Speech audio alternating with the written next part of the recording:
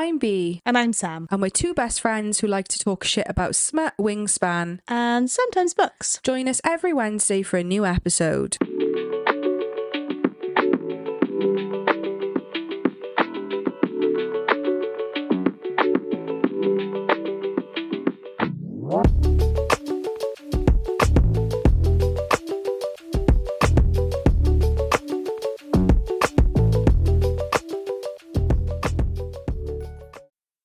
We are live. I've been editing those recently and they're just wrecking me. Why? They're just funny. Why? I hope you don't mean editing them out, because I edited the last two episodes. I never edit. Do you know what? The last however many you've done, I've literally not had to do anything to them. I don't even listen to the whole thing. I just I do 10-minute segments. What, to check up on my editing? Yeah. Have you been practicing your season 2 intro? Oh no. We need to think of one. Well, we did, and I left it in the episode, so hopefully you left it in. I did. Last week, we did say about everyone maybe picking their own... A name for you all. Yeah, like that's all. We're all one thing. What are we? I've got nothing. I still haven't... Me either. I'll have a think, though. And hopefully... I reckon we can do something with the Musketeers, but with smut, but I can't. Smutteteers. Yeah, doesn't roll off the tongue, does it? Something with wing... Spanners. Spanners is, I kind of like that. Welcome back, Smutty Spanners. Just makes me think of a toolbox. If anyone has one, please tell us. And if you're happy for us to use it, obviously, you're happy to submit it. Yeah. You won't get anything monetary. So we have nothing to contribute, but you'll have our gratitude. And bragging rights to say that you came up with it. I named us. You named us. What's new? Not a lot. Not a lot, really. I've ticked off all my books. Yeah, well, you've got a beta to read. I am doing a beta read at the moment for an author that we worked with in the past, Camilla Andrews. Yeah. We did When the Stars Alight, and we did We Will Devour the Night, and now I am beta reading book 3. And The Age of Summer Will Rise. But like we always say that Camilla, or Cami, as she's known writing, is like next level. Like, it's like reading poetry, like a novel of poetry, because she writes so beautifully. But it's romanticy. Yeah. It's like, I don't know, just like any word that you could think of, she makes it better. Big theme in these books is like the food is 10 out of 10. But this is a probably really knobbish thing to say, but I'm going to say it anyway because, because you're a knob. Because I'm a knob. But I feel like when I read Cami's words, they taste good in my brain. Does that make sense? No, yeah, I totally get that. The words she uses are delicious. Yeah. And I can't even give you an example because I'm too stupid to remember any of them. But, I mean, like... a lot of the food references, especially when you're in Layla's court, is like French patisserie, and it's like all like choux buns and croissants and all really nice stuff. When I started reading the first book, you went and got a box of donuts, didn't you? Yeah, well, no, that was the midway through. I was just so happened to be around the time of my birthday, and we'd gone to a French patisserie in Swansea, and I bought cake. So not intentionally, and I remember reading like a third of it and being like, I now only associate this book with eating French patisserie. So I had to go buy a donut halfway through because I was like, it's the only way I can read this book. Yeah. So the fact that she has the foresight to name her books, they're all a run on. And they make a sentence like the foresight. When she announced the name of book 3, we both text each other at the same time, like gagging. Have you seen the name of book 3? Oh my god, they were run on. I never clicked it with the first 2. I don't know how I didn't click it. Well, I know I didn't click it. I'm thick as fuck. But I saw a thing the other day. There was like a TikTok about people laughing like we do, and it said it sounds like there's a gas leak. Now I can't unhear that anytime we laugh. Steve said something about my laugh the other day. I can't remember what was happening, but he was like, have you heard your laugh? Because I was like saying something about somebody, and he was like, I was like, oh, my laugh was fine. I just think our laughs are funny. Oh, they're fucking hilarious. Listening to us laugh makes me laugh. I will say, this is a real random thing, but in our Discord chat, The comment that one of our listeners, Luce, made about me humble bragging about Gusto on live was the funniest thing I have ever read in my life. I was crying. I meant to text you straight away, and then I went onto Discord, and I was like, oh my God, that was like 2 days ago, and I haven't told B, because obviously you don't check the Discord as much as I do.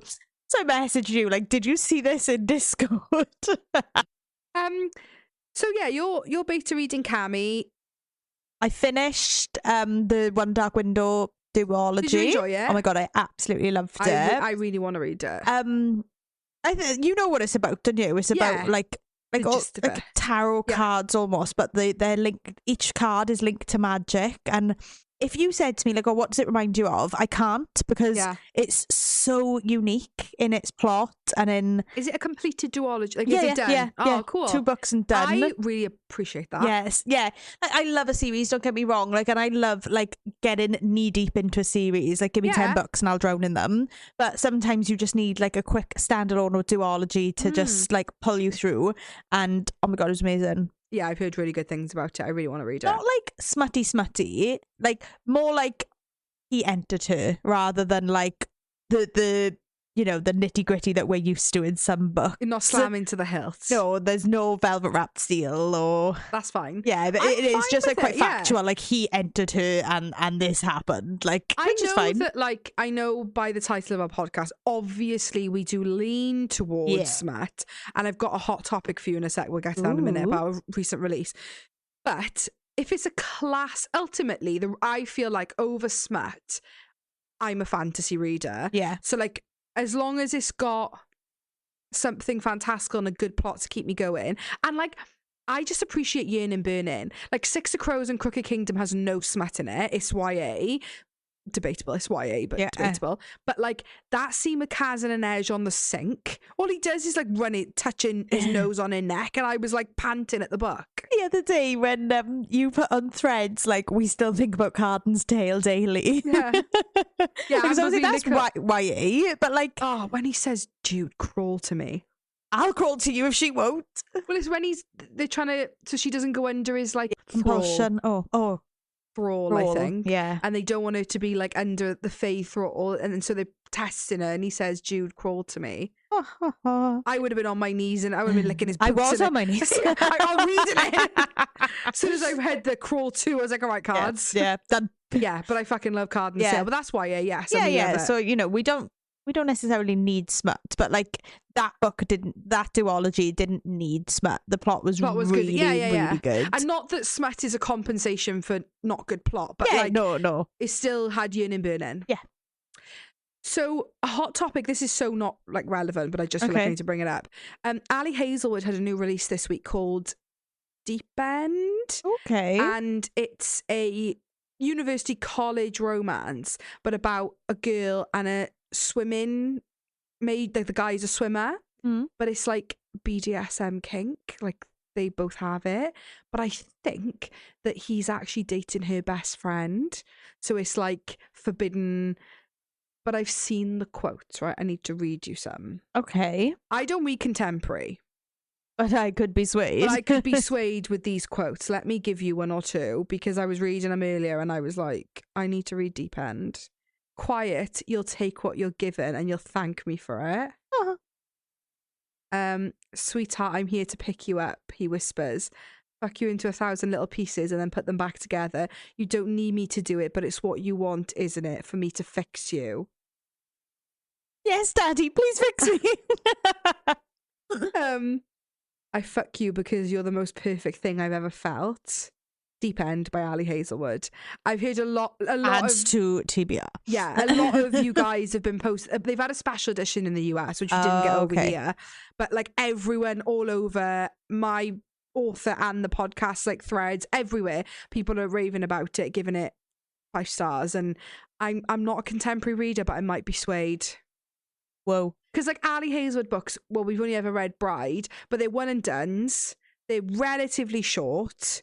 And I'm just like, as a bit of like we just want a bit of like smut. Yeah. Like, really good smut. And having read Ali Hazelwood, I know that I enjoy her writing. Yeah. So if anyone's read Deep End, let us know. Should we read it? Yeah. Give us your thoughts. I don't know if there's anything else happening. You're not reading? I'm not reading. No, I'm so sad about it. Like, I want to be, but no. As of right now, Such is life. Still writing. How's it going? Yeah, good. I feel like it's going. Yeah, I mean, I just need to. I am writing every day. It's just like, I feel like I'm just about hitting halfway, plot wise.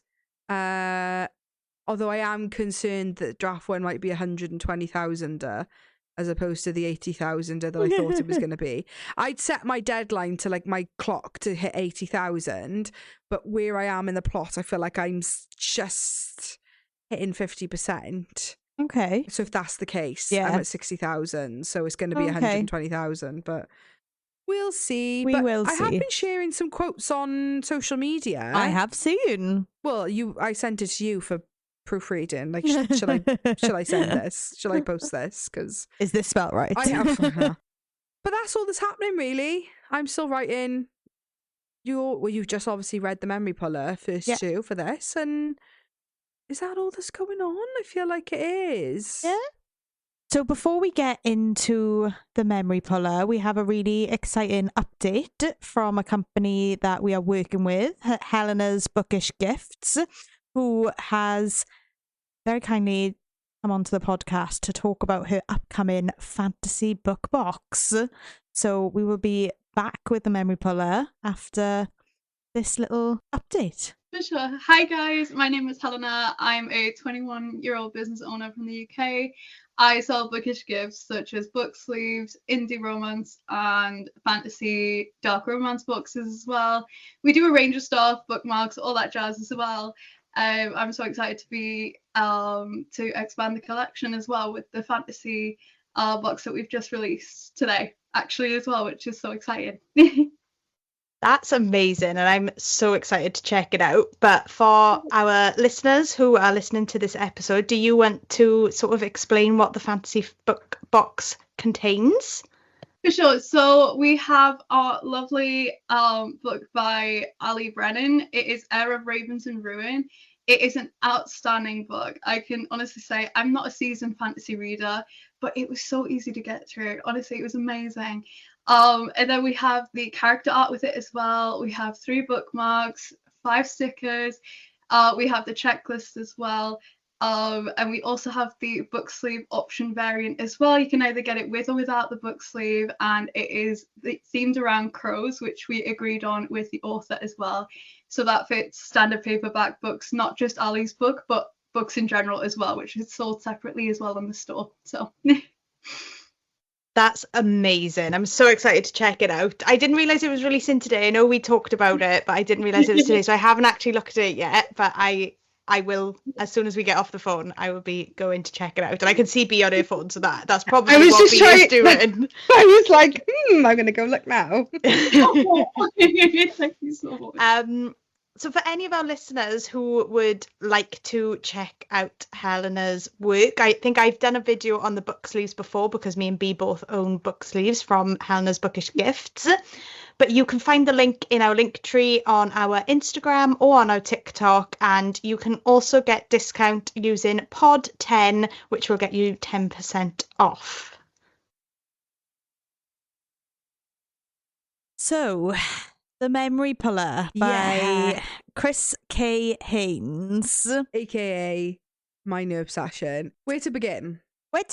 Because you have read book 1 and 2 and book 2.5. I have. And you've given them all 5 stars. I did. I have not read book 2.5 yet.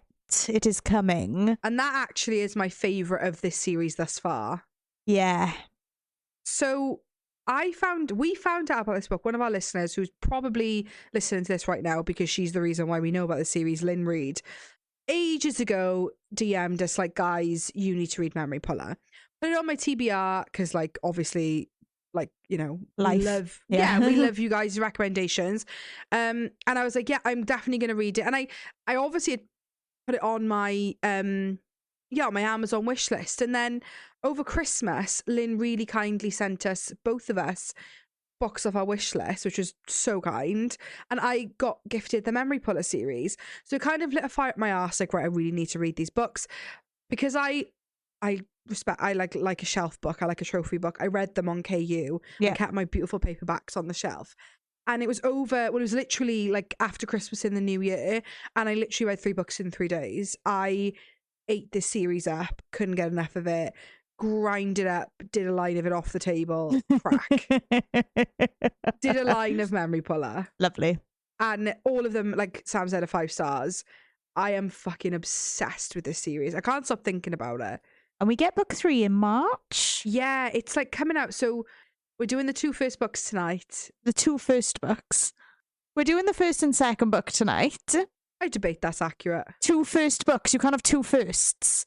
We're doing the first and second. We're doing the first and second book tonight. We're interviewing Kris next week. And then we will be doing book 3, but it just, the way our seasons were falling, we didn't have time to get book 3 in before the end of season 1. So book 3 will be done in season 2, as well as book 2.5. Anyway, so we are going to do book 3. Yeah, next season. It's going to be 4 books. I thought it was a trilogy, but it's not. We got 1 more. I'm so excited. Which probably won't get this year. Oh, I don't know, mine. Well, we're getting book 3 this year, so yeah, maybe it's a bit cheeky. We can ask Kris next week. Yeah. But yeah, anyway, so we're doing 2 books in 1 tonight. Yes. And Sam hasn't read book 3, well, 2.5. But for me, they were all 5 stars. They were all outstanding. But book 2.5 was, if you like your freaky MMCs, by fucking God, is the MMC in book 2.5 a freak. I'm very, very excited. He features in book 2. Yes, Ronan Matakos. Yeah.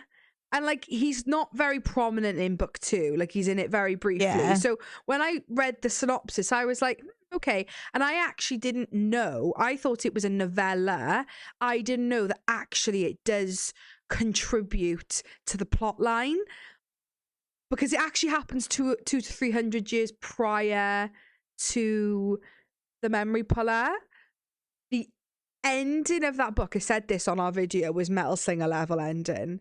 Because you think you know what's gonna happen, and the plot twist at the fucking end, I was gagged. I mean, both of these books end with like plot twists. I said to you, you think you know what's gonna happen, and then you're like, I was like, yeah, like my typical romantasy. I know exactly where this is going, and then I was like, ugh. Yeah, Literally, Kris just right hooks you. yeah, literally. She just choke slammed me into the floor. Thanks, Kris. So should we start with our FMC? Yes. Cassandra. Oh yeah. What a fucking badass.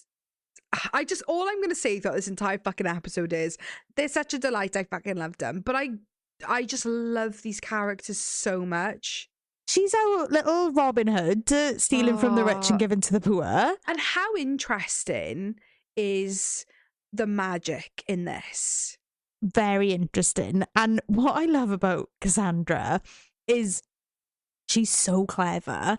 Yeah. To be like, right, Z, pull my memories now, so that like I can never be convicted of these crimes. I know nothing about them. And in literally like pretty much the first 2 chapters, she meets the MMC. He catches her being a Robin Hood, stealing from being a vigilante, stealing from rich families, and he says, "Pull my memory." Yeah. So actually, when you get reintroduced to your MMC, which you've already met, he doesn't remember her, but he still wants to bone her heart. Oh my God! Literally, as soon as he sees her, like lights a fire under his ass. He's But down for a hard. Cassandra, I've got no words. She's fantastic. And as soon as I like got to the premise point, which again is pretty early on, that she's in like basically like a nunnery, for want of a better term. She's taking chastity vows. Yeah, I I was was like, straight away like, oh. Yeah. But I almost thought like, okay, we're not going to get any smut, which is fine because I'm fine with a plot-driven book. That's absolutely fine.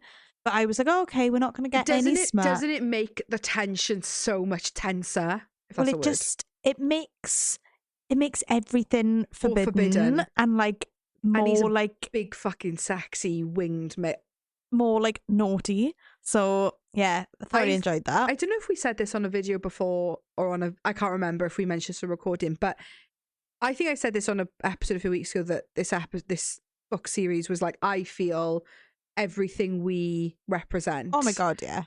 But it's basically, if I could describe it to you, it's like Crescent City vibes. Yeah, she gives me big Bryce Quinlan. But if like a mix between Hunt, Athalar and Cassian was the MMC and the FMC was like a Gwyn / Bryce. Yeah. Oh, I'm so obsessed with him. I just can't.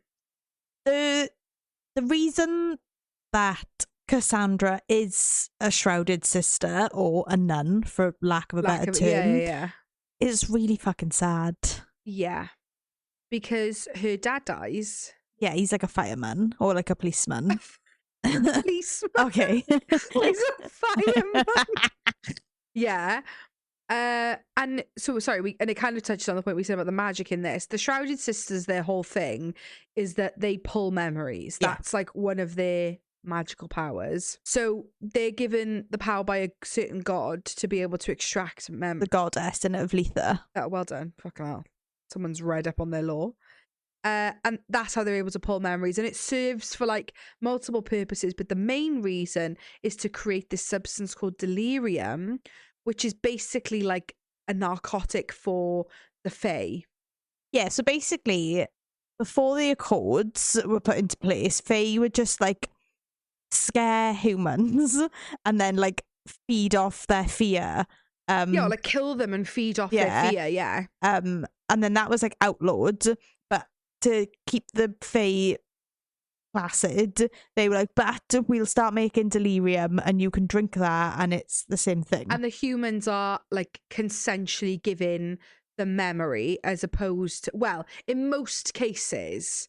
Yeah, but when they come to the Shrouded Sisters, it's consensual.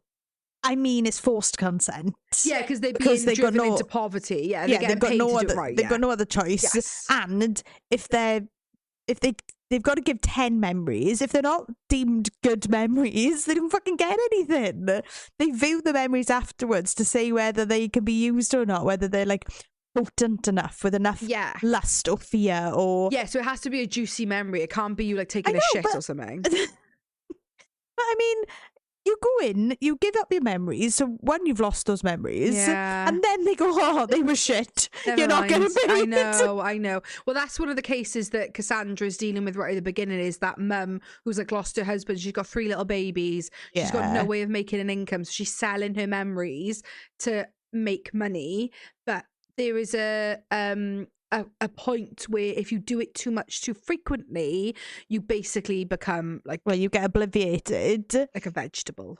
Yeah, your eyes sort of glaze over. Yeah, and then we learn that Cassandra's mum is obliviated, and that's why Cassandra's in the Shrouded Sisters, because basically the woman who runs the Shrouded Sisters took her mum in, and then obviously Cassandra was just sort of just sort of like she had no other choice. So dad's dead.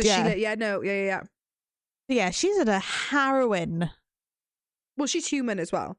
Yeah, you can only be a Shrouded Sister. You can only humans can be Shrouded Sisters. But the leader is not a human. No, she's a biform. Yeah, so she's a polar bear. I'm pretty certain at the beginning of this book you have like a breakdown of and thank you, Kris. Thank you for that. The world building in this, the god system, the magic system, the backstory, the history is like a big fat juicy apple you sink your teeth into. But it's not overwhelming. But it's complex enough.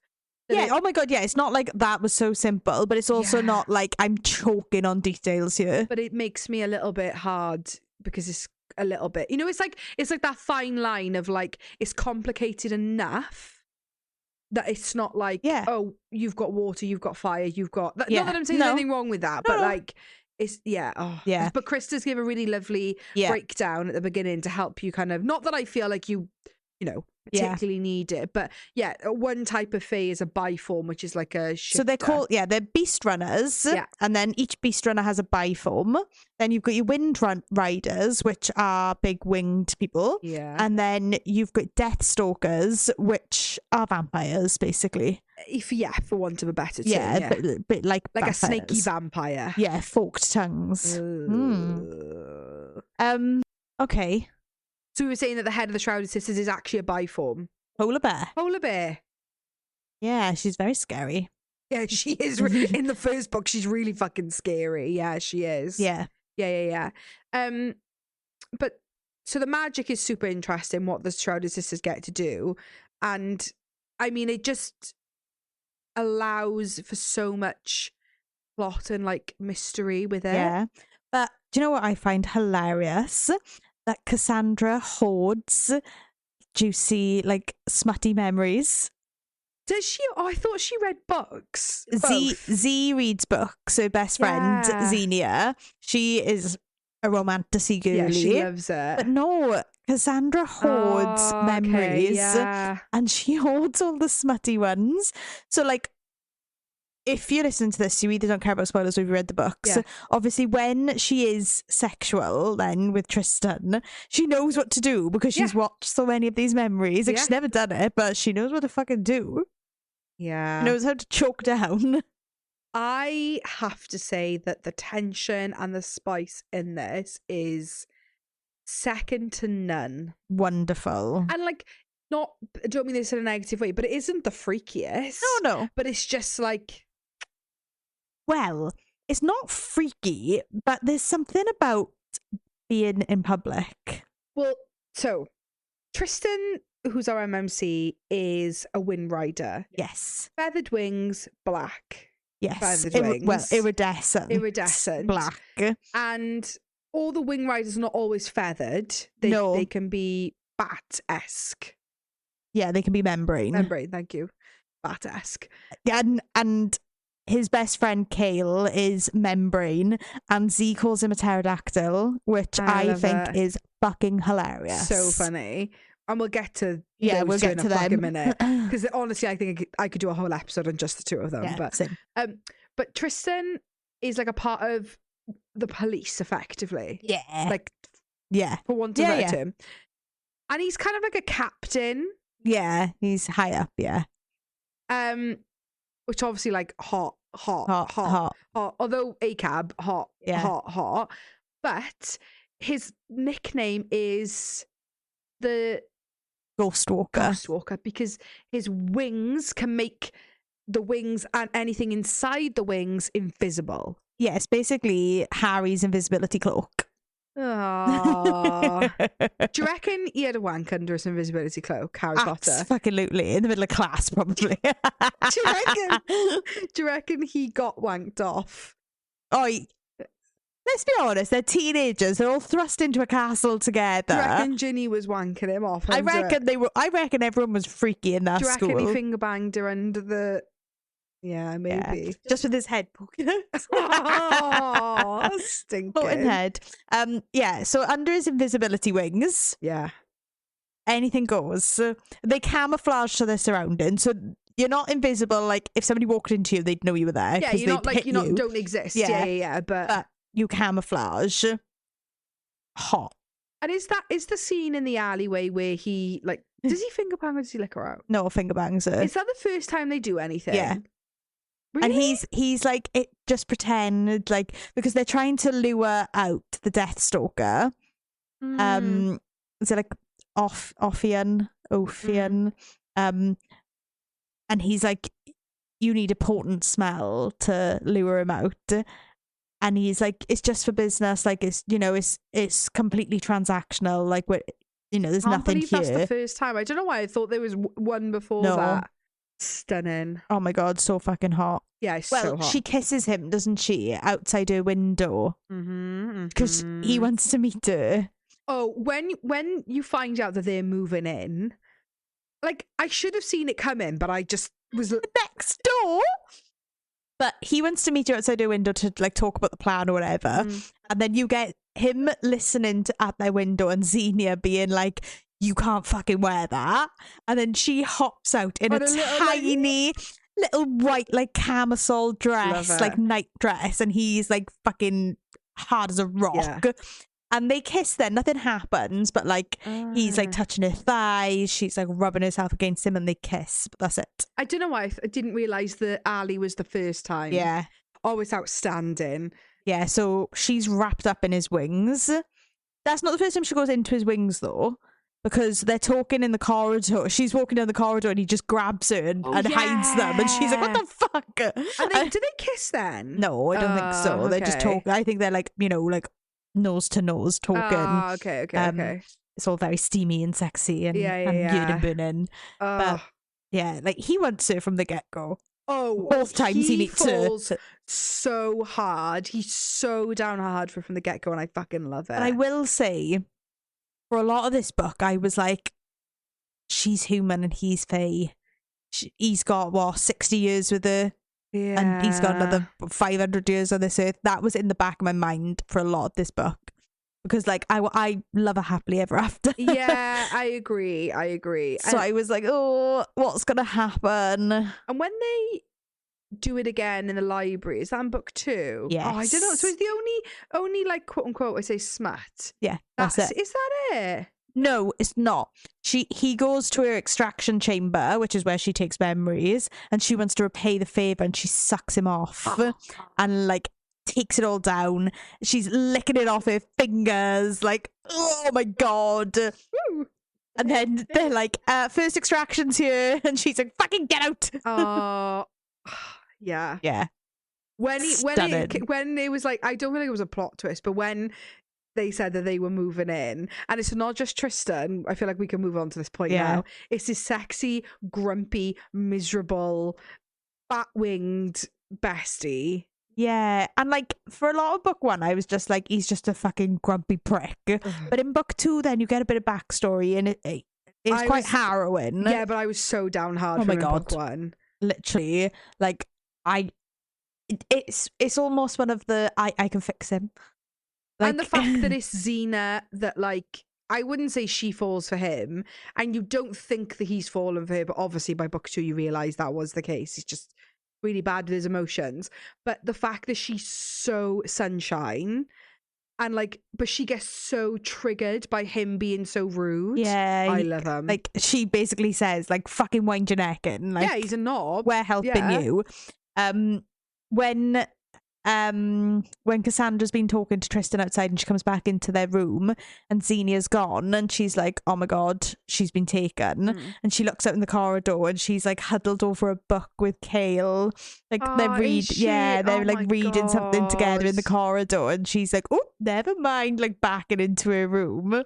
I mean, they hit the jackpot. 2 like nuns, 2 sexy policemen with wings move in. Well, did they? Because they've got chastity vows, and like from what I could gather, the punishment for like breaking your vows to the shrouded sister are quite severe. But don't they think that the head like sister, I can't think of her name, Aurea, can smell if they've lost it? Yes, they do.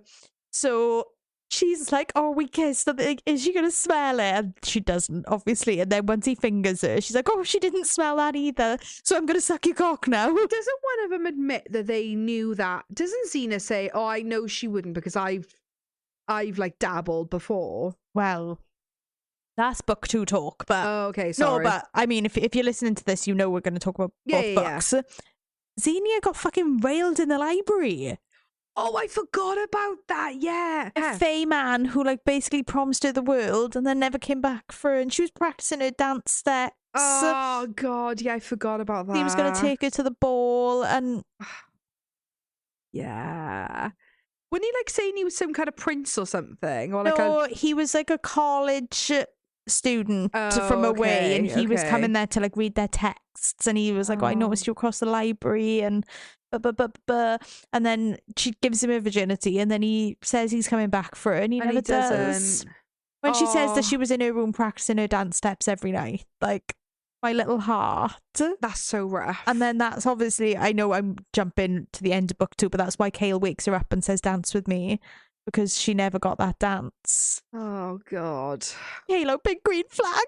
Oh, I can't. Him in book 2. Jesus, Mary and Joseph. So basically, Shrouded sisters are going missing. That's the main gist of book 1. Yeah. So the Kale and Tristan are put on the case to help investigate the missing sisters, and they're just getting picked out of thin air. The 2 in particular that get stolen. Yeah. So there's 3, isn't there? Oh. 3 are missing.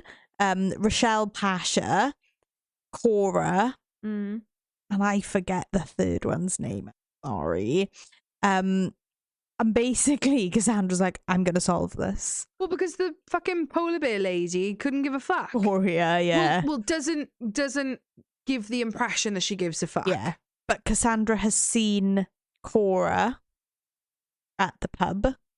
Yeah, so Tristan takes her to like a I don't know why pub. it makes me laugh that they always describe Cora with her grey little pigtails. Yeah, I'm not going to lie. The pigtails give me an ick. I will say. Grey little pigtails. I'm like, oh. Yeah.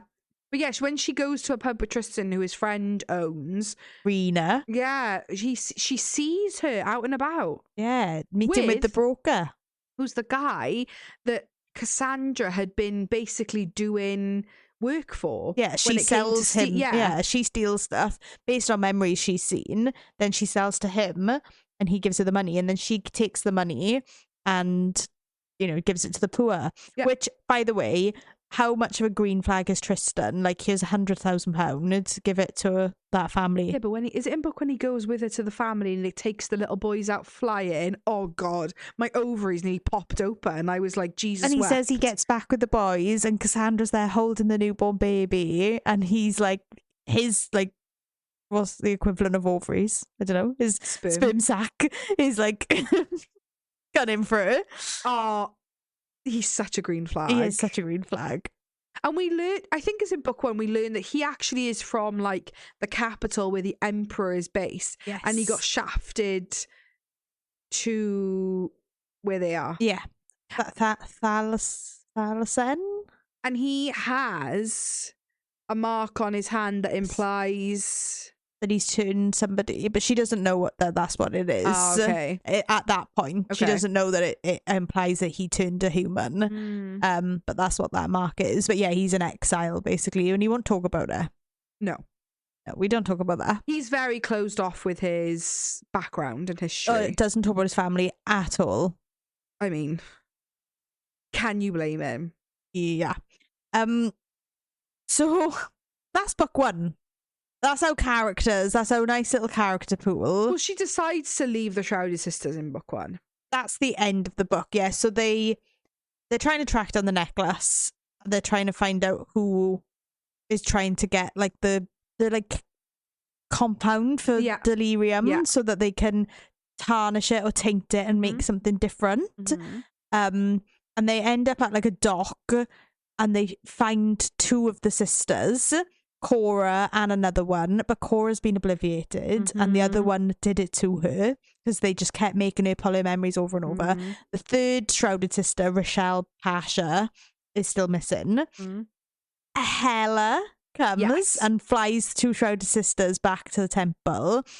Hale is flying Xenia, Tristan is flying Sandra, and they get shot up to the sky by like some like lightning, and they're like, elemental magic doesn't exist anymore. It's like 500 years old. It's been, it's sort of like faded away. And Rochelle has double crossed the Shrouded Sisters. She's working with one of the counselors, Maxim, who the whole time through book 1 Tristan's been trusting, basically. Yes. And they're trying to make, so basically they think humans are like the lowest of the low. Yeah. They shouldn't be allowed any rights, and they're going to taint the delirium using Shrouded Sisters' blood so that they can manipulate their thoughts to like reignite a following for an old goddess. Oh, like a fallen goddess. Yeah. And they think that they're going to bring her back to power, basically, and that they're going to get belief in her. They fight. Yes. And Tristan and Cassandra get away. Xenia and Kale get captured. And we finish with Cassandra deciding I'm going to leave the Shrouded Sisters. But when she does, she goes to speak to her mum, and her mum speaks to her. Yeah, for like a brief moment. Yeah, and then like blacks out again. But she says to her, find her. Yeah. Do you have any thoughts on that? Mm-hmm. Do you already know? Okay. So I won't ask any more questions. If it's what you think, yeah, I'm pretty certain, yeah. In my mind, I'm like, I'm gonna not look at you when I say this in case you give anything away. Mm-hmm. But in my mind, I'm thinking that Cassandra has maybe a sister that she can't remember. Mm-hmm. It's been the memory's been taken or something for whatever reason. That's who I'm thinking the her could be. But I don't know. I have no theories really other than that. Okay. But we get like is it called an epilogue at the end? Yes. Get an epilogue at the end of Tristan and Cassandra going to meet the Viserine, who is like the Prime Minister. Yeah, basically. Yeah. Or the President. And Tristan used to bang her. Yeah. That was when you were asking me about the delirium thing, all I was playing through my brain is I'll get to it in a minute. Okay. But yeah, something about her. Tristan and Cassandra go to the Viserine to ask if Cassandra can help him try and locate. Yeah, like make it like an official assistant on the case. Yeah. He wants to find Kale and Xenia, basically. And the Emperor walks in, flirting hard with Viserine, looks at Tristan and says, brother. And that's how it ends. Oh, and I didn't expect that. No. So not only is he an exiled fae, he's an exiled fae prince. The thing I couldn't stop thinking about in my head when you were talking then was obviously you find out part of Tristan's backstory is that he used to shag the Viserine, who's like the Prime Minister, basically, who all the police report up into. And he stopped it because she got a bit like weird. But she used to like make him fuck other people. And watch. I'd read a book all about that. If we can get a book 0.5 and it's their relationship, Kris, that would be lovely. But then, please. I might be making this up. This could be me fanficking this book in my head already. It's like not even that old. I read it like a month ago and I'm fanficking it in my head. But doesn't he say that when he's in her office, he like remembers like bending her over the desk? Oh, I don't know. Am I making that up? I can't remember. No, I'm sure he says like okay. He's like not uncomfortable, but like he talks about that they like shagged all around her palace. Yeah. Even at one point, bending her over the desk. Yeah. So in book 2, though, I'm pretty sure like his brother is like coming on hard. Yeah, I mean, good for her. I know, but like, ugh. You're telling me that if you couldn't have Tristan, you wouldn't shag his brother? Yeah, but like, I mean, from like a moral standpoint? Yeah, like your brother shagged her. Why are you shagging her? Oh, from the other way round, agreed. Yeah. Does she have wings? No, she has got wings because they talk about she sits on his brother's lap and their wings are entangled together. Ooh. Yeah, his brother shows up and within a matter of like 30 seconds they're banging basically. Yeah, she's like in his lap, like licking his neck. Freaky, yeah. Can I talk about something for book 2? Absolutely, that's what we're here for. Are you ready? We didn't say this at the beginning. We actually haven't really spoken about these books together. No. We saved all this unmedicated chaos for you here today. Yeah. Go ahead. Hale's wing. Yeah, sure. Go on. Yeah.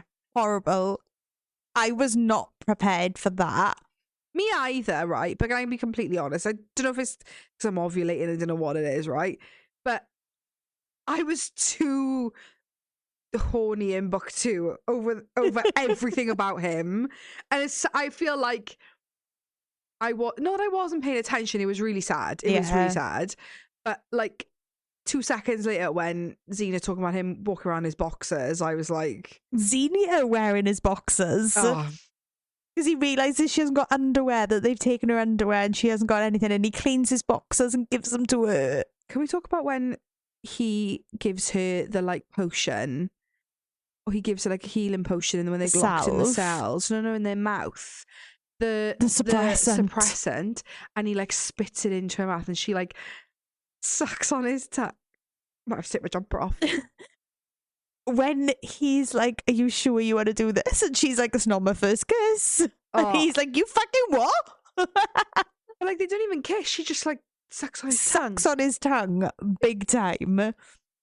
But then, like the guy who's like got them under lock and chain comes to get them, and he's like, "What the fuck have you two been doing? It stinks in here." Because Oh, you know, just spit in each other's mouths. because her arousal is like so potent. I don't think this is controversial to say. I think I not prefer, but like that slow burn for me. Yeah, it was really good. I think because like with Tristan and Cassandra, even though there's obviously some forbiddenness there, yeah, you know that they're both down so hard for each other. Cassandra pissed me off in this book a little bit. Oh, why? Because she goes to live in his cottage with him, and she's Yeah. like, "Actually, now that I'm not under the chastity vow, I think we should just be friends." But she doesn't say just be friends. She just doesn't want to she doesn't want to rush it. And also, no, actually, huh? She kicks him out. She sends him back to the barracks. No, she doesn't kick him out. No. She does. No. I was like, bang him, bang him, bang him. Is it this is so chaotic. Is it in this book where they have that like carriage scene? It's not this book. It's not Yeah. this book. Carriage bang. So basically- Carriage bang. Basically, they can like whisper, wind riders can like whisper into their hands and like send a message. Yeah, like So, can't. but they're being pulled by two horses, but they're biforms, like biform stallions.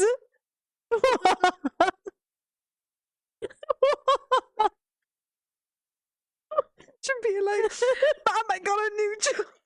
Mum, I got a new job. Me and my twin brother. Oh, you're gonna be my pants. And she's like, what is it, babe? And he's like, oh, you got a job, like, doing transport for the emperor, and you've got to put a carriage as a horse. But also, when I read that, I initially thought they had like their human heads on. Okay, sorry. I need to get that out of my brain. Okay, but the carriage is not a bang. No, he licks her out. With the carriage cunnilingus that precedes that. Can they be a biform of anything? Well, Imagine you were a cow biform and someone thought you were a real cow and killed at one you.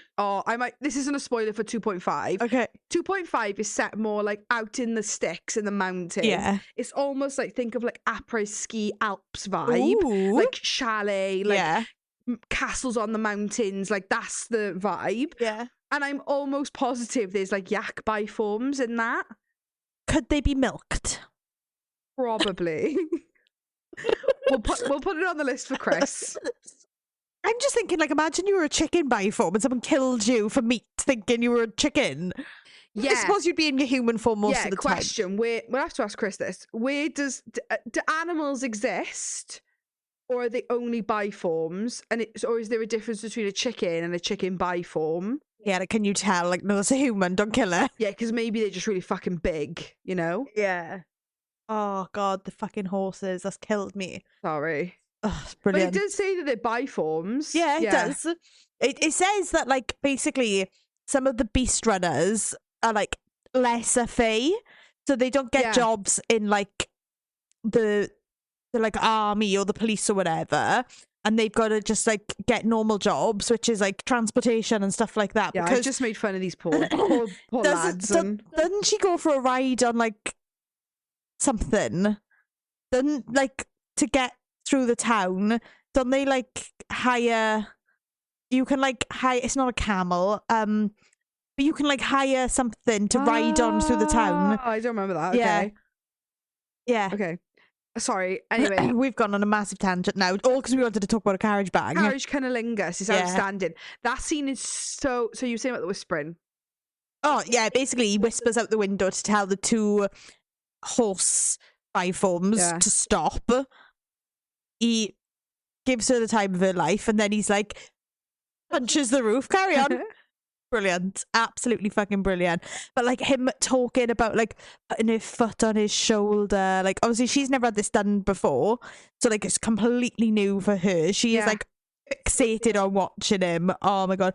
And I'm sure it's not just like licking the area. I'm sure she describes it as he fucks her with his tongue, like full on inside her. Are the horses still attached to the carriage? Yeah, they can fucking hear Aw. everything. Well, another thing that we didn't mention earlier, when she's in the invisibility cloak wings, Yeah. doesn't stop sound. No. Everyone can fucking hear her. Oh yeah. Brilliant. Does the library? Happen before the carriage? Yes, it does. Okay. And they say he looks at the man sitting in the Yeah, he's, like, library smirking at him. and he's like, fuck off. And Yeah. the guy gets up and leaves. Yeah. He wraps her up. Yeah. What happens in that scene? I don't remember. Does he finger her? She orgasms 100% because Okay. he's like, you're being really noisy and you're in a fucking library, like we're in a public place. And I was like, oh, Yeah, also, yes. Why are you doing it to me with your invisible wings anyway? honestly, Like, yeah. they fucking love it. They don't give a shit where they are. It's really funny. Like, she's like, quick, wings. I'm so we were talking about it just now, but I understand, like, I wouldn't say got on my, like, he made me angry in a negative way, because I understand you're supposed to feel that way. But he was being a bit of a fuckboy in the second part of book 2. Like, being really caged with his feelings and like, oh, I'm obsessed with you, this, you, that, you're everything. He's like, you're everything to me, blah, blah, blah. But he won't say I love you. Does she say it first? Neither of them say it. Oh, I thought she did and he didn't reciprocate. No, neither of them say it.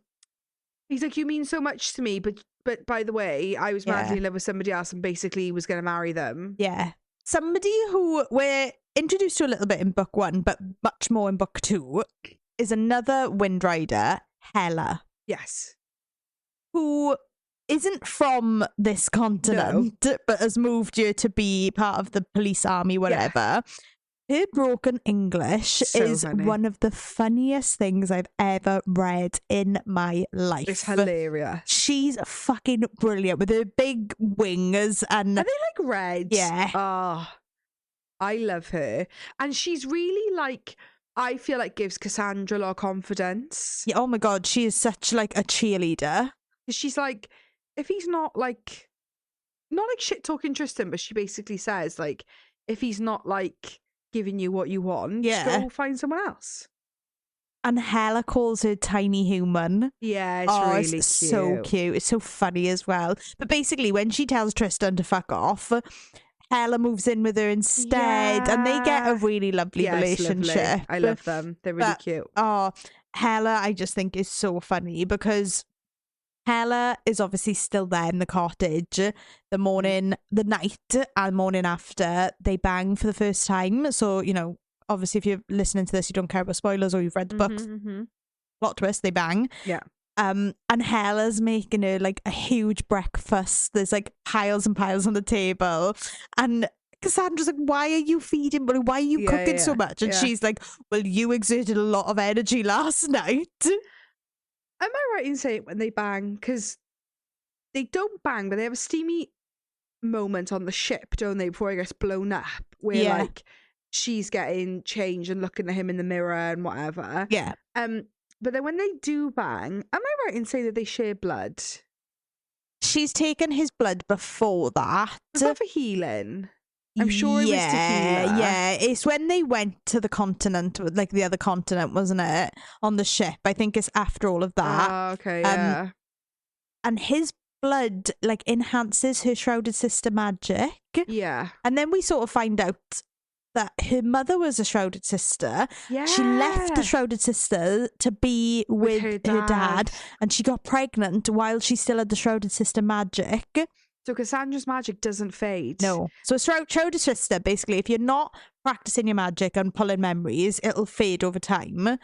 But Cassandra's won't because of this magic that she's got from her mum. And if you leave the shrouded sisters but keep doing it, they'll know because your tattoo on your arm Yeah. remains.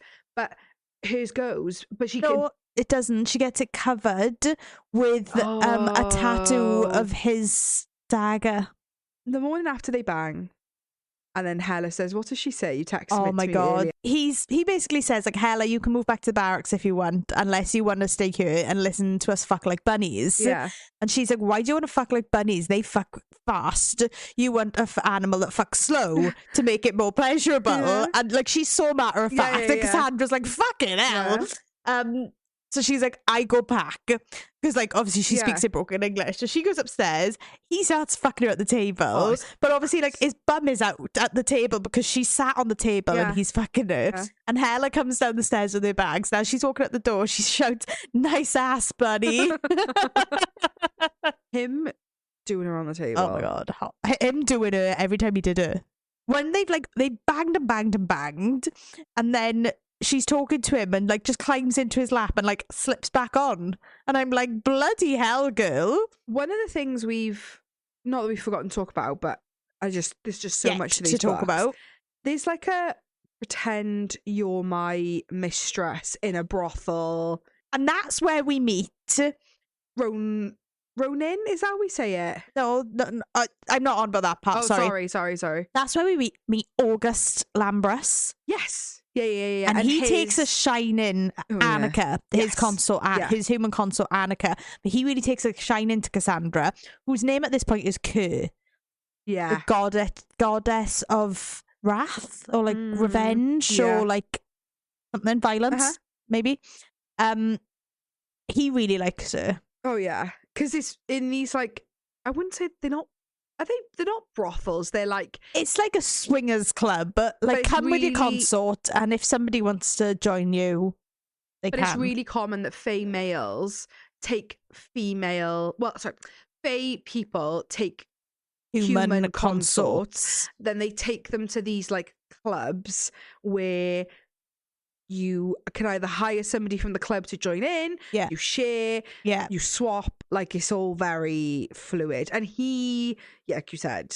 And she's like in basically the little nightgown that she was wearing that first night. Hot. It's so hot. Am I right in saying that, like, doesn't a female come over and kiss her? Yeah. Yeah.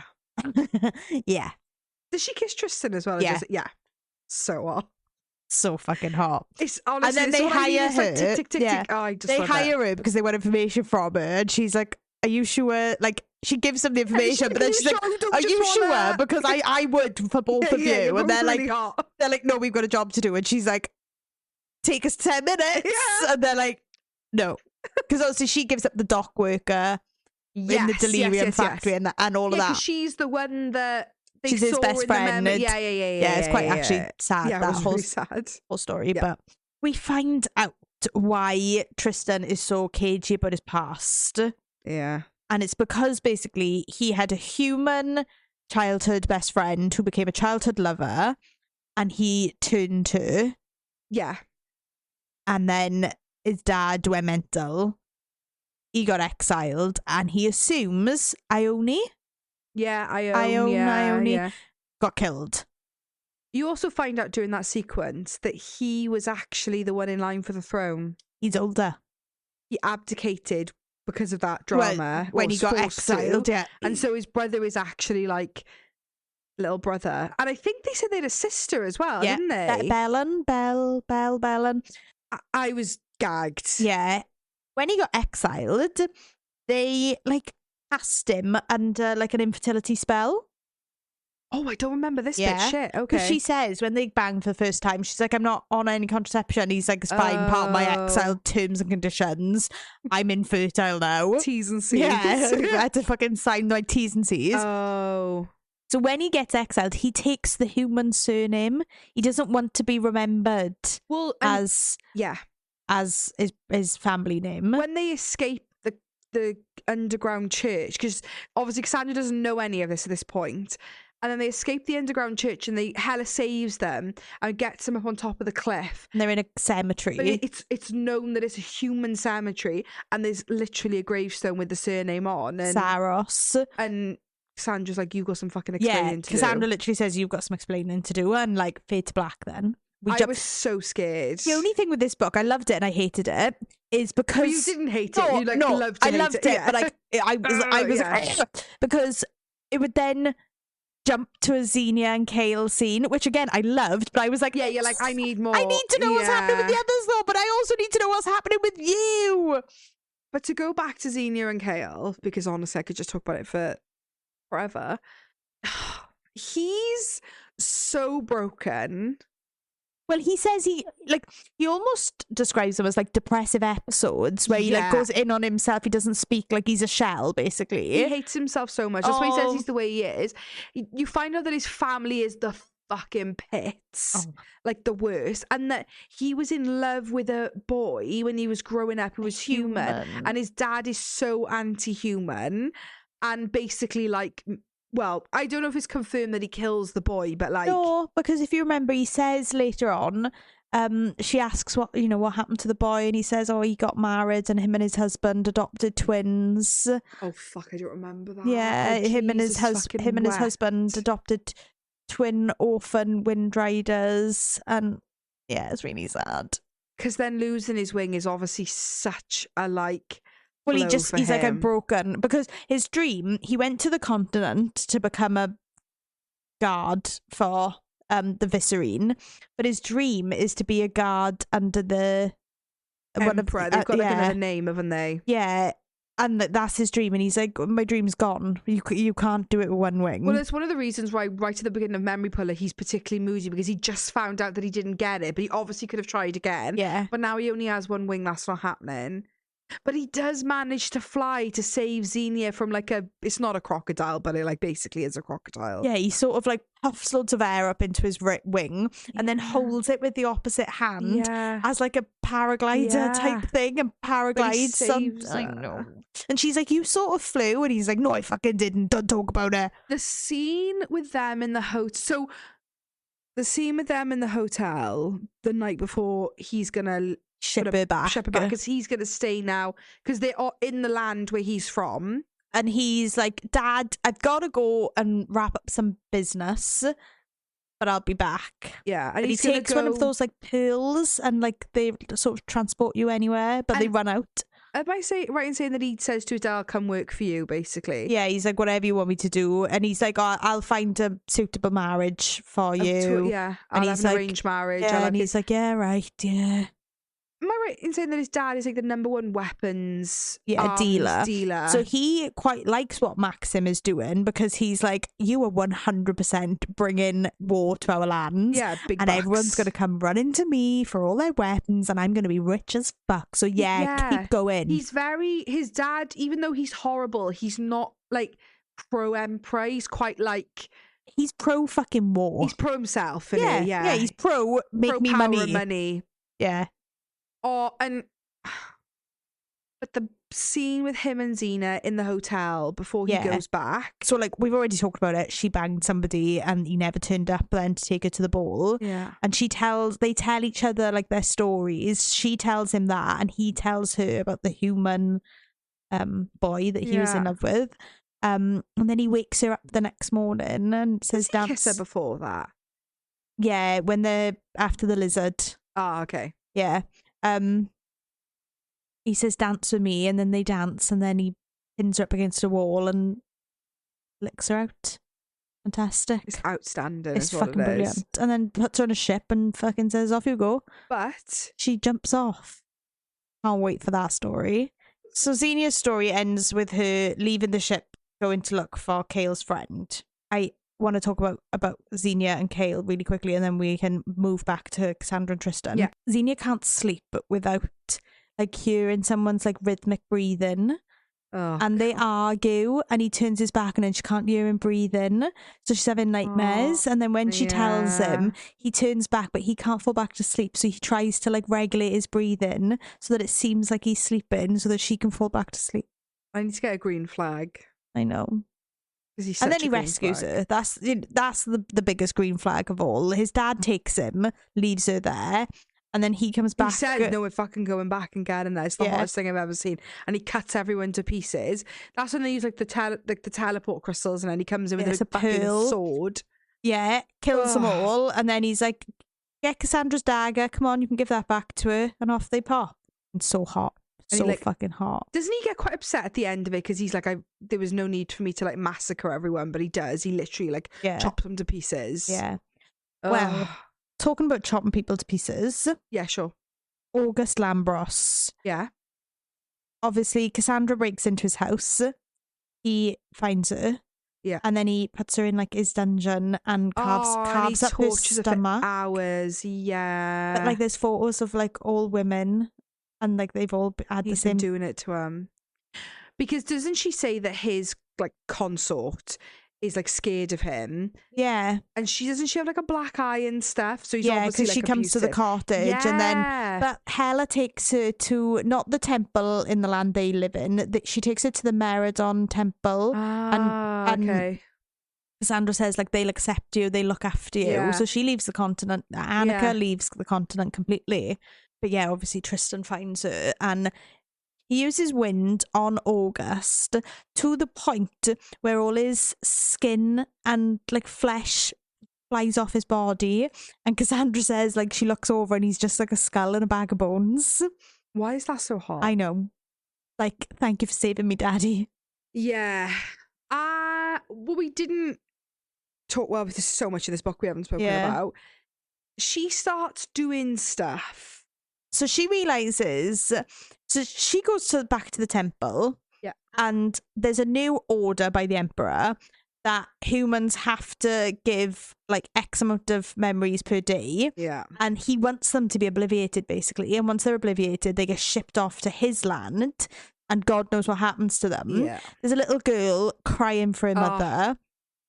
So, Cassandra says, like, she's just going away. Come on, we'll send her a nice memory. You think of a memory and we'll send it to her. As soon as she touches the mother and, like, the memory flows through her, the mother, like, comes back from being obliviated. They realise then that, like, Tristan's blood has given her, like, increased magic. Mm-hmm. So they start, like, a little program where they bring the obliviates through the sewer to Rena's bar. Yeah. And she brings them back and they call her the Saviour Sister. Yeah. Oh, I forgot about that. The book is called The Exile and the Saviour. How can you forget about that? Yeah, I forgot what that Saviour was about. Still thinking about Xena licking stuff off Kale's tongue though. Yeah. Woo. And she tries to do it to her mother. Yeah, and it all gets a bit fucking freaky at that She's point. like a vision, basically, doesn't she? And it's like, but it's like almost like she's alive and in it. Oh, it's real rough. Yeah. Yeah. Yeah. So they decide, oh, we'll shut it down for a little bit after that. Yeah. Have we got anything else to talk about before I jump to the end of the ending? Yeah, they go to see the woman who's like the artisan. Yeah, that's all fucking weird, isn't it? She's mental. I mean, thought that the girl with the red wings burning down the boat. Remember fucking Roki? Is that her name? Who was working for the Emperor. Yeah. And she was sent to kill Tristan. Yeah. And then his brother basically says, like, oh, she failed that time, so I sent her again to fill the temple with water, and you got out of that as well. So she's had 2 failed attempts to off you. Yeah. And Tristan's like, oh, cheers, bro. The artisan. I thought Ione was going to be the artisan. Oh, that's what I okay. thought when I was reading it, obviously. So you always thought Ione was still alive?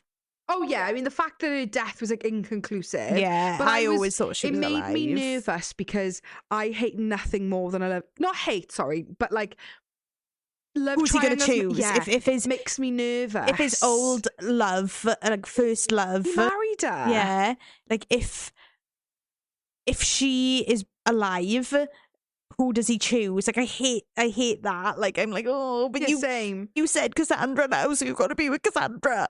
Yeah.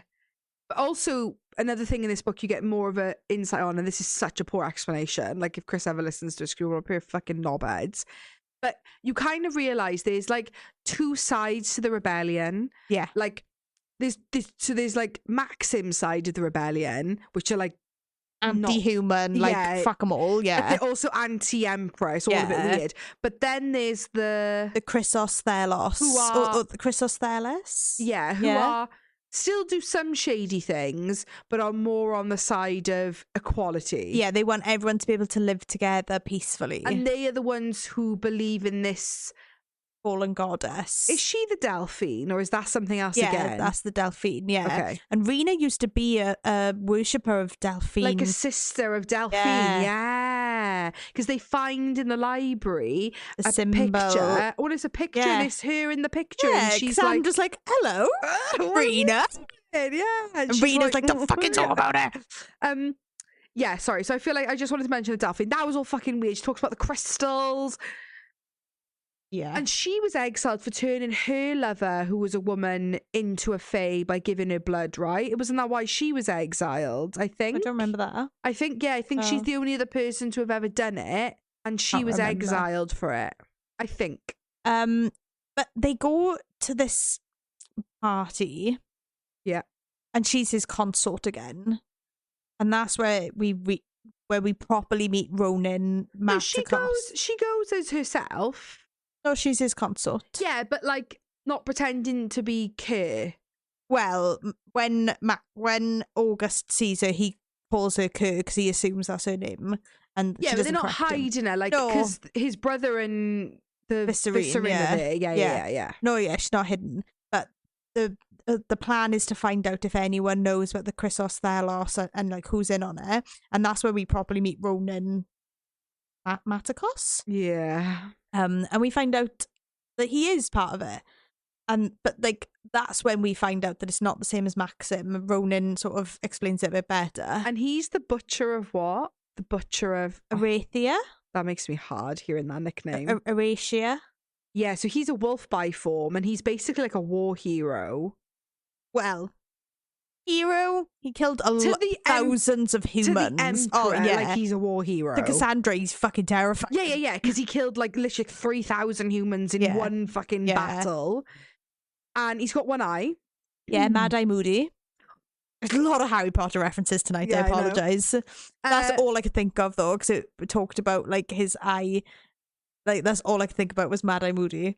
And yeah, he is suspicious. Very suspicious. Grumpy. But he says to Tristan, give my name to your brother as a rebel because my sister is in Tartarus and I want to go and rescue her. She's been in Tartarus for however many years, and if you give me up, I'll be able to go and rescue her. And he's like, nobody's ever broken out of Tartarus. Why do you think you can do that? And he's like, well, I've never been in Tartarus, so... He's also covered in blue swirly tattoos. Hot, hot. That's obviously a fan art from The Butcher and the Ballerina. So he says to Tristan, like, give my name. And Tristan's like, do you know what? Actually, I think it's August Lambros, so I think I'm going to give his name. So he's like, oh, okay, whatever. But at that point, does Ronan say, like, yeah, it's me? Yeah. Oh, he does say, I am a member of the Talos And he Christos. says, like, give me up. They're in the brothel again, aren't they? And he says, like, give me up to your brother and I'll be sent to Tartarus and I can try and get my sister. Yeah. And then we finish with the Emperor saying, you need to get me a name by Friday because I got a big announcement and I want the name. Don't forget, she gets attacked. August attacks her. Annika runs and tells Tristan, and she has a blade to August's throat. I do remember this. Yeah, so she fights him off. She's fine. Don't they like behead someone at the beginning of the party? For marking each other, remember? Because they marked each other.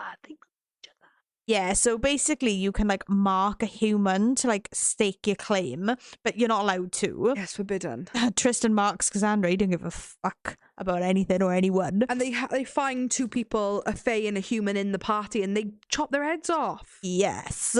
Well, they chop her head off, and then they send him to Tartarus. So we end with the Emperor saying, "Give me a name by Friday. Somebody's a rebel. Somebody's a snake in the grass here. And I've got a big announcement. I need it by Friday." So they go to this big announcement. Tristan's up on the stage with him. Cassandra's in the audience. He outs August. And he's like, he's already been dealt with. My brother killed him. Mm-hmm. Then he's like, there's another one. And drags Ronan onto stage. And Ronan's like, I don't give a fuck. Yeah, it is me. And what? And then he's like, and all these people who are sort of like encouraging human interactions with Faye, and drags lots of people up. And one of them's Rena. Yeah. Which is really sad. I was like, no. Yeah. Then, dun dun dun, all the Shrouded Sisters get fucking marched in, and Borea, by form polar bear. Yeah. And they're like, one of them's the Saviour Sister, and we're going to out you, and if you don't tell us which one, we're just going to lop everyone's heads off. And they're literally in swords drawn, about to lop their heads off, and Cassandra's like, I can't. Tristan rushes over to her. They're wrapped in his wings. He goes to tell her he loves her, and she's like, no, don't say it. Tell me next time we see each other. She pushes him away and says, basically, it's me. She gets taken. And Tristan is outed as a rebel or whatever, and is also taken.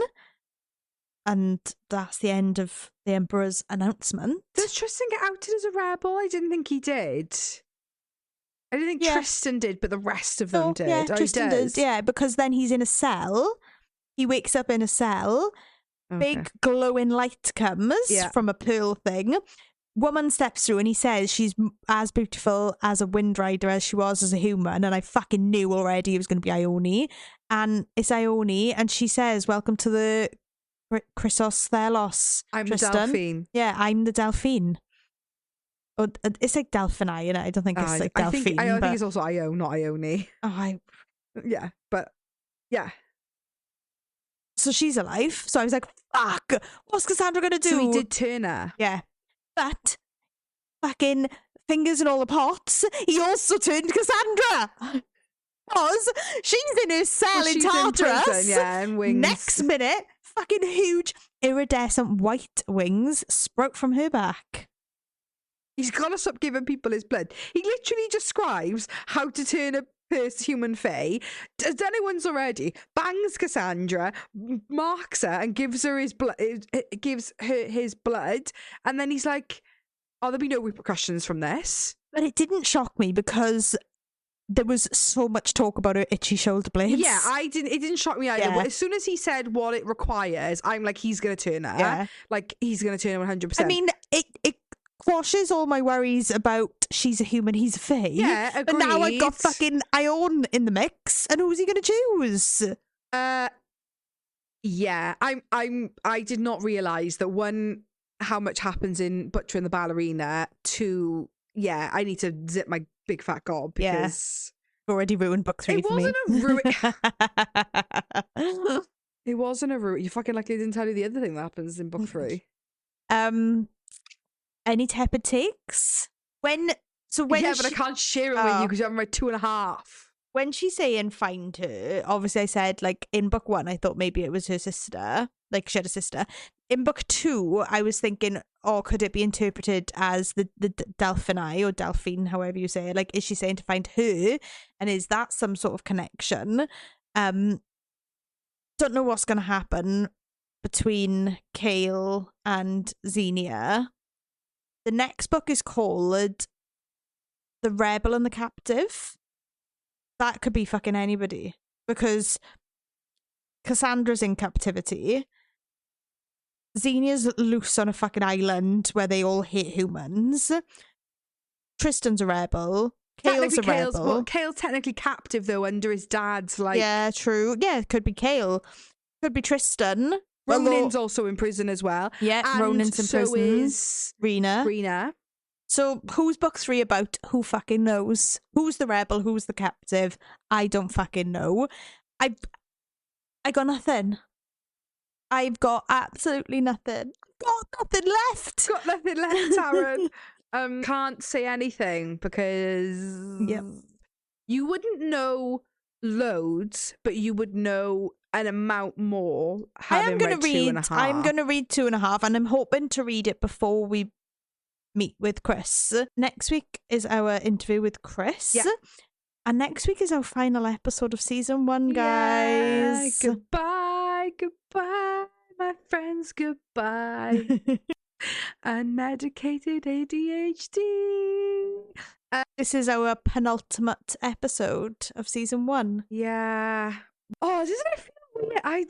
Don't, because I'll get all emotional. Very odd. Anything else to say on the Memory Puller 1 and 2? Like I said, grind it up, put in a line, I'll snort it off the table. I'm so obsessed with it. Stunning. I'm sorry, I feel like I need to preface, I don't do that recreationally. But it's fine if you do. But it's just funny.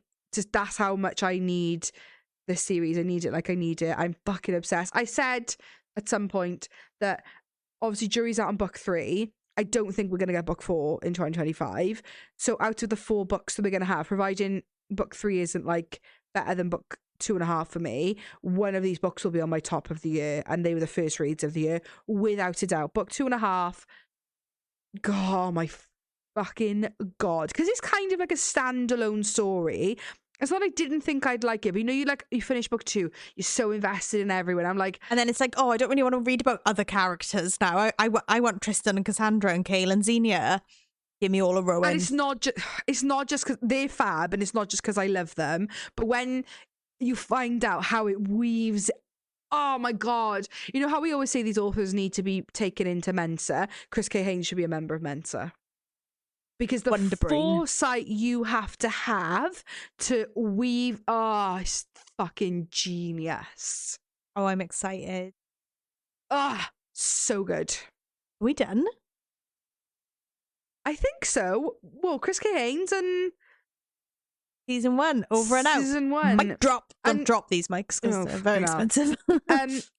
We are coming back with Assassin's Blade at the end of March. 26th of March. So get ready with your We're going to Assassin's do a Blade. reread on Discord. We're going to talk about it on Discord. Yeah. We're going to put all our thoughts as we read the book. And we'll be doing every Tog book as we go then. So we'll be reading as we go with all of you every week. Yep. And we're also going to have Bookish Realms join us. Yes, We we need to. TBC. We need a business meeting on that. But Bookish Realms I wouldn't say just, but like they were Throne of Glass podcast. Yeah. Are going to be joining us every episode. And then after that... Who bloody knows? Well, Butcher and the Ballerina, for sure. Too fucking right. Because if you think this episode was long... Yeah, sorry about the length, guys. Wait, that's what she said. I'm trying to remember if there's something about these books that we didn't talk about. Probably, but I just fucking loved them. Well, we both inhaled them, so that's the problem when you read at the speed that we read. Wasn't it an absolute corker recommendation, though? Fucking Are brilliant. you so Thank you, glad- Lynn. Yeah, thank you, Lynn, for that. Are you so glad you read them? Thank you so much, Lynn. Masterpiece. We love you. When you read those books, you're like, this is why I fucking love this genre. Yeah. And thank you for sending them to B, Lynn. Yeah, Really kind. And that thank was you for so sending kind. me Gods and Monsters. Oh, That was, yeah. because we'll be doing book 4 in that in season 2. Stop it. Have you seen Amber talking on Thread saying that she's already told us how it's going to end? She told us that in our interview. Yeah, no, Oh, I know, yeah. but like she's posting a lot about it, Yeah. and I'm like, Yeah. I need a fan to crack this because I need to know. Yeah, it makes me nervous. Because like I'm too dull to pick up on something. Amber's book's the definition of squeaky bum time. Oh my god, I'm fucking terrified the whole time. I'm so scared. When she's giving like 7 books, I'm like, And she's just like, "You're dead. You're dead. You know You're dead." You know the dog gif where it's like the room's on fire and it's like I'm fine. That's me with Amber's books. One tear. Can't get it. Yeah, can't get invested in his character. Yeah, might die. Either gonna die or probably flip flop on me. Yeah, Everyone's a baddie. we've got some corkers coming up for season 2. We have. And if you're on our Discord, once we have a better idea of what we're doing, I'll put out a schedule for season 2 so you can see what's coming. Yeah. Stunning. We done? Stunning. I think we are. Oh, say goodbye to the studio then, because we won't be here for a And while. when I'm back in the Laris, I feel it. When I'm back in the studio, I feel it. Another version of me. I will. Thanks so much for listening. Follow us on TikTok and Instagram at a pod of Smut and Wingspan. See you next week. Bye.